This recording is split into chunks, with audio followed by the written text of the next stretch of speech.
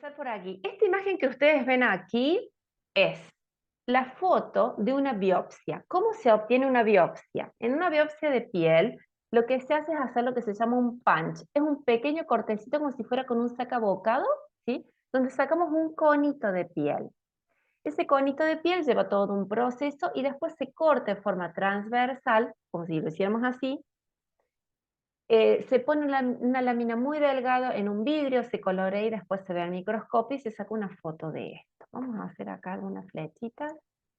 Quizás algunos de ustedes ya han visto esto, pero muchas veces uno desconoce realmente cómo son las capas de piel.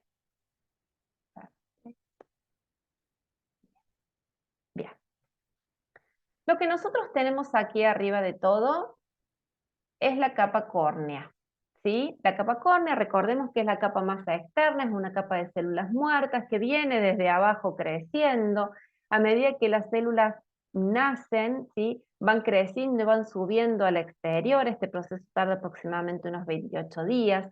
En este envejecimiento de las células, ¿sí? Que se van haciendo viejitas, se van deshidratando, van perdiendo su núcleo, que sería como el corazón, y mueren.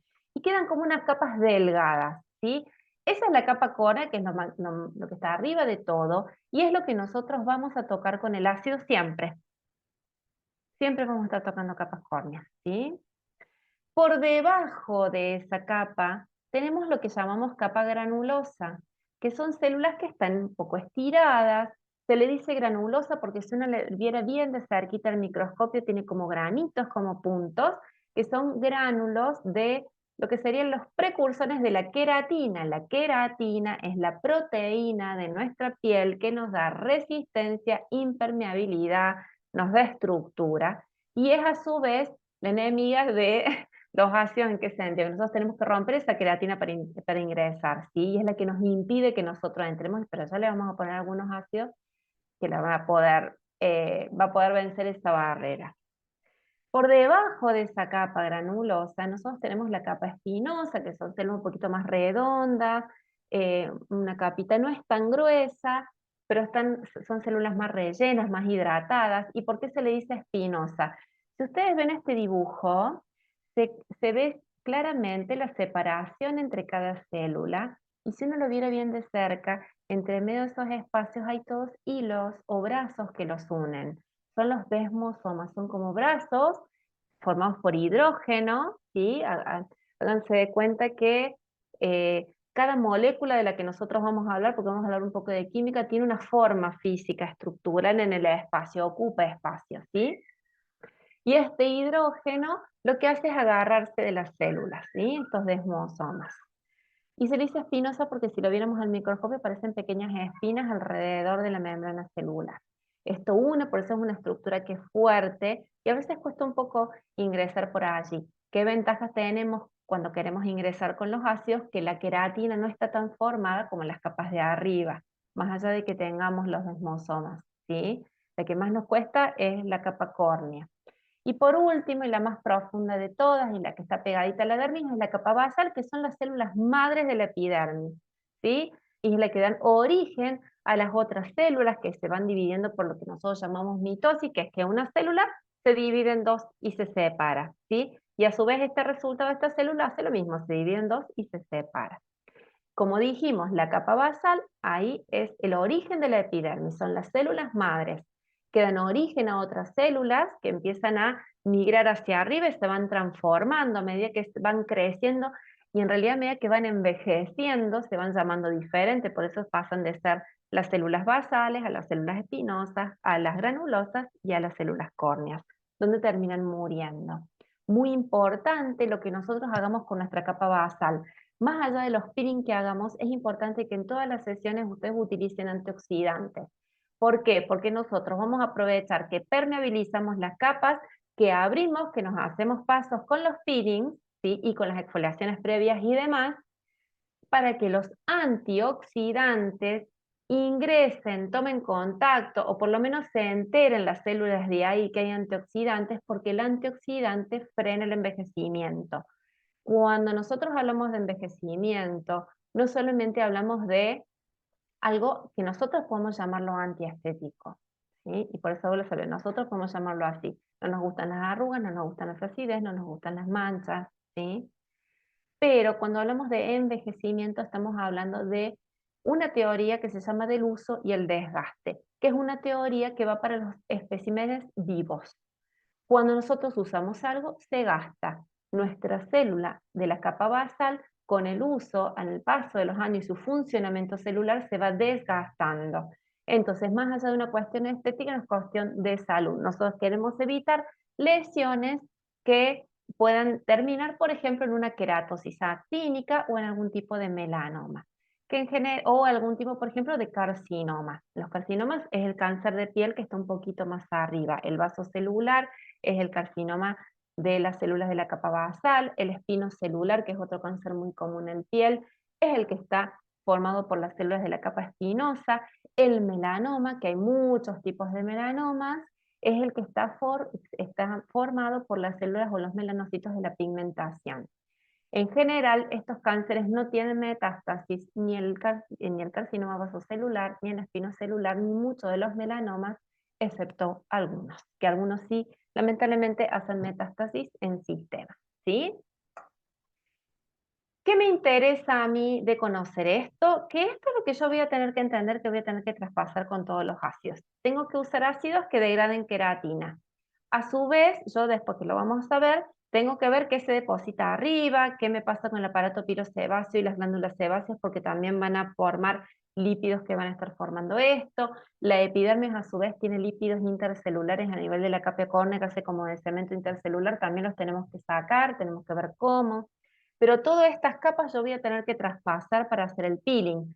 Por debajo del epidermis tenemos esta capa que es un poco más gruesa, que es la dermis. La dermis que está más arriba, cerquita de la epidermis, es la dermis papilar o la dermis superficial. ¿Por qué le llamamos papilar? Porque las ondulaciones, como vemos acá en esta imagen de la biopsia, las ondulaciones de la capa basal se llaman papilas, ¿sí? Y tenemos dos dermis, la que está más arriba, cercana a la epidermis, que es la papilar o superficial, y la dermis reticular o más profunda, que ya está pegado más al tejido graso. Cuando yo hago un peeling cosmetológico, nosotros siempre nos vamos a manejar en la epidermis, pero tengan en cuenta que todas las células tienen algo importante que se llaman mensajeros de membrana o receptores de membrana. Las células se manejan a través de comunicaciones químicas o mediadores o mensajeros químicos. Cuando yo pongo un producto en la piel, ya sea un ácido u otro principio activo, los mensajeros de membrana se encargan de liberar sustancias químicas que van a ir avisando a las células vecinas, ¿sí?, que se está produciendo un evento determinado. Y las células vecinas, por más que no han tenido contacto, por ejemplo, con un ácido glicólico o un láctico, van a estar estimulados por este mensaje que nosotros les mandamos a través de sus mensajeros químicos, ¿sí?, o sus mediadores químicos, ¿sí? Así funciona todo. Si yo me pongo una crema reductora para reducir la pancita, por ahí el paciente se imagina que la crema entra y le agarra la grasa y no, nunca entra la crema, ojalá fuera así, pero no, eso lo podemos hacer con lipo únicamente. Pero, ¿qué pasa? Nos va a mejorar primero la calidad de piel, por ejemplo, una crema reductora, nos puede llegar a modelar algo porque ayuda a la lipólisis. ¿Por qué? Porque se asientan en superficie estas sustancias que van a liberar mensajeros químicos que le van a avisar a la célula grasa que tiene que hacer un efecto de lipólisis, por ejemplo. ¿Sí? Pero es todo a través de mensajes. Excepto, por ejemplo, una mesoterapia o como vamos a ver que vamos a trabajar con electroporador y activos. Ahí ya la cosa cambia porque sí estamos abriendo las membranas celulares. Los factores que influyen en la penetración. Estas dos imágenes que ven acá son importantísimas. La imagen que ven aquí es una piel con una capa córnea fina. Esto que ven aquí arriba, donde yo paso mi cursor, es la capa córnea y este es el resto del epidermis. La imagen del lado, esta es la capa córnea y esta es la epidermis. Fíjense el grosor de esta capa córnea. No es una biopsia de piel humana, ¿sí? Es la patita de un ratón. Pero la puse para tomar conciencia de qué diferencia hay entre una capa córnea, no estoy hablando de epidermis, capa córnea gruesa y capa córnea fina. Bien, pero también tiene que ver el grosor del epidermis. En general, las pieles de fototipos más altos, o sea, las pieles más oscuras y las pieles más grasas, suelen tener la epidermis más gruesa. Las pieles más blancas, más delgadas a la vista, en fototipos más claros y más secas o más alípidas, suelen tener la epidermis más fina. Y a su vez, las pieles alípidas suelen tener la capa córnea, la de arriba, más fina. Excepto las pieles fotoenvejecidas que toman mucho sol, están muy expuestas, que por una cuestión de defensa tienen la capa córnea más gruesa y puede estar seca, pero muchas veces esa sequedad es por el grosor de la capa córnea, ¿sí? Igual hay que ver el biotipo. Si yo tengo un paciente, una de las cosas que tengo que evaluar es el grosor, porque eso también me va a hacer jugar con los tiempos de aplicación. Muchas veces una piel muy gruesa, una capa córnea muy gruesa hace que yo pueda jugar con tiempos más largos o pacientes que yo le pongo un glicórico al 30% y no le moleste o no le sienta tanto. Pero en las sesiones sucesivas sí, porque yo ya le afiné la capa córnea, ¿sí? Y en una piel delgada quizás un glicórico al 10% o como vamos a ver en uno de los videos, esta paciente que tratamos con mandélico asociado a celaico, no hicimos nada muy fuerte y previamente le habíamos aplicado un glicórico al 10, le ardió mucho. Y hicimos después una paciente con láctico al 30 y casi no lo sintió. Pero tiene muchísimo que ver. Y esta paciente que atendimos con esos porcentajes bajos venía con un tratamiento con Adapal N, que es un derivado de la vitamina A, es parecido a un retinoico, ¿sí? Otra de las cosas importantes es la integridad. Si una piel es muy fina, está muy deshidratada y está ajada, ya no está íntegra y en esas partes los ácidos pueden entrar de mayor medida. Ojo con la punta de diamante.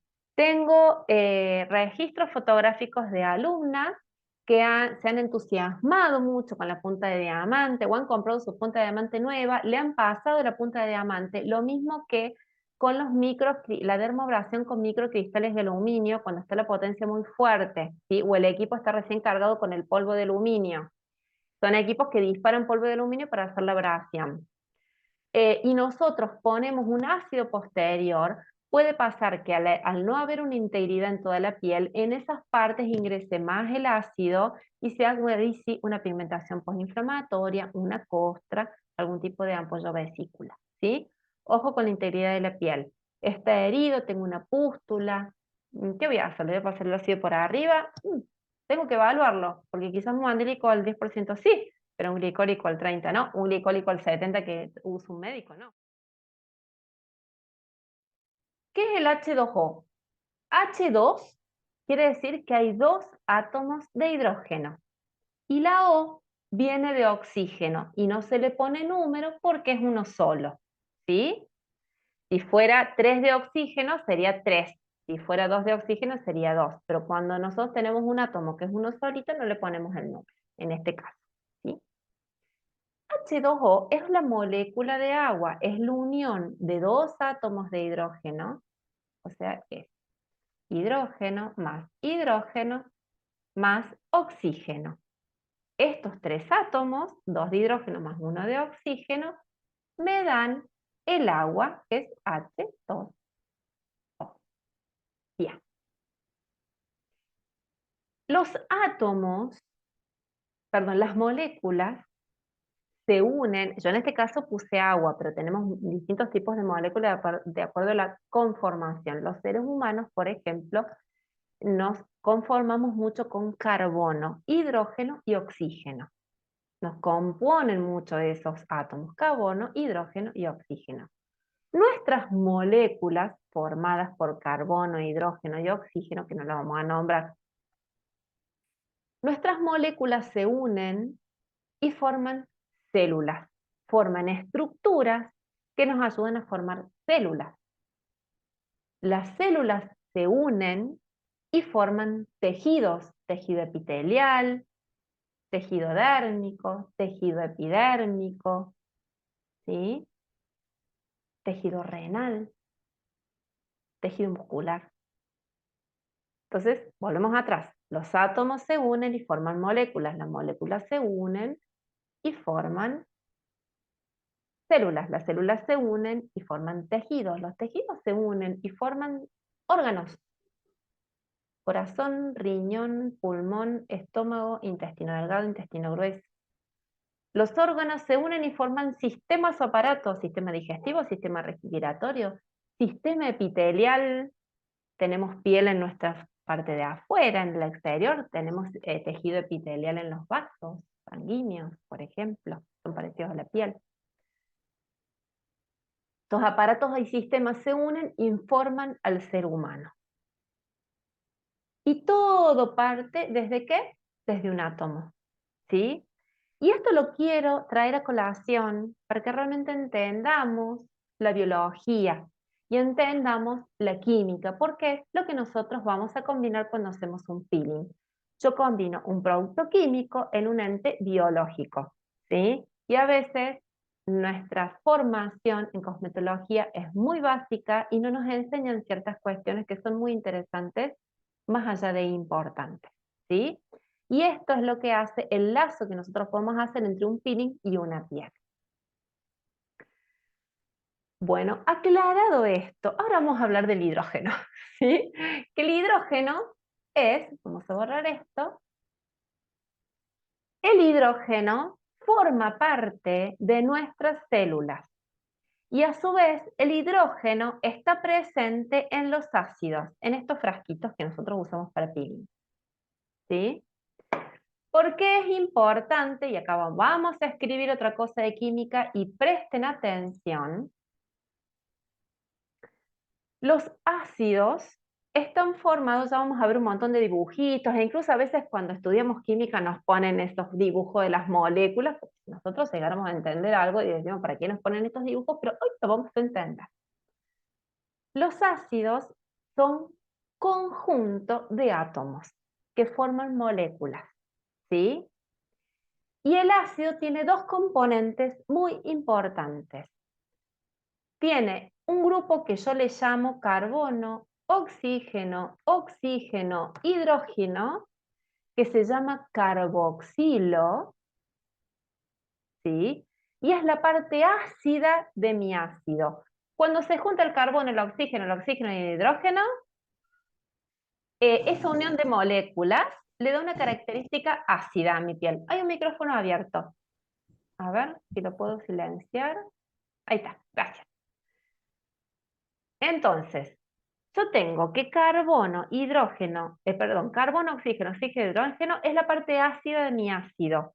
Tiene hidrógeno. El hidrógeno es el encargado de darle la acidez a mi ácido, a lo que yo tengo dentro de mi frasquito, o de mi crema, o de mi máscara.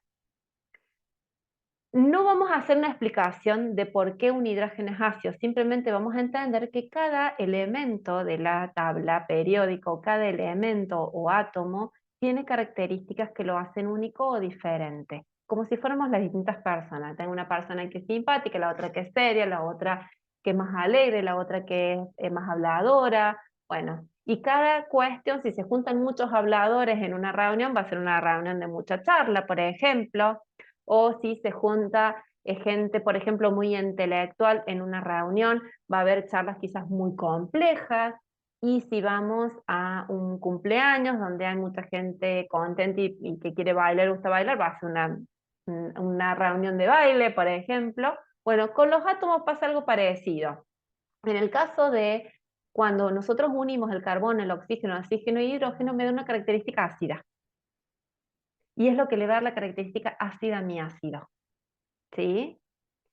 Y otro de los componentes importantes de los ácidos es la unión del oxígeno y el hidrógeno. Esto se llama hidroxilo. Por un lado tengo el carboxilo y por otro lado tengo el hidroxilo, ¿sí? Cuando yo vea que me ponen estos dibujos con palitos y carbonos y oxígenos y palitos entre sí, bueno, si yo veo que está el carboxilo y veo que está el hidroxilo y veo la cantidad que hay, me voy a dar cuenta si el ácido tiene más o menos hidrógeno. ¿sí?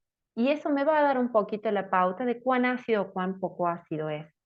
Entonces, ¿qué quiere decir pH o lo que nos llaman potencial hidrógeno que nadie nos explica? Esto es la cantidad de hidrógenos que tiene una sustancia y que le va a dar su característica ácida.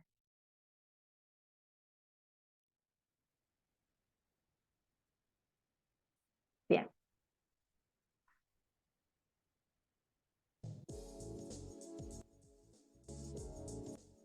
también aplicamos emulsión de limpieza con alfa hidroxiácidos, con beta hidroxiácidos para ir preparando y permeabilizando la piel. Enjuagamos.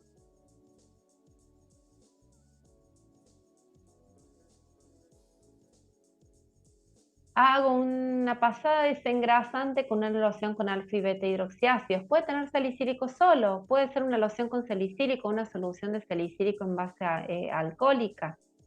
También me sirve para desengrasar.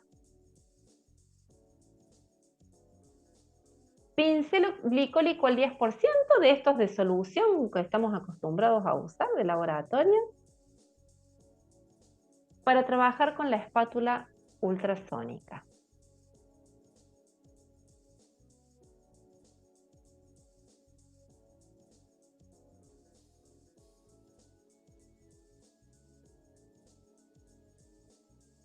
Cubrimos para ir protegiendo las salpicaduras del ácido. No le pongo en todo, no le pongo un disco de algodón porque no le voy a poder trabajar las líneas de expresión, las patitas de gallo, ¿sí?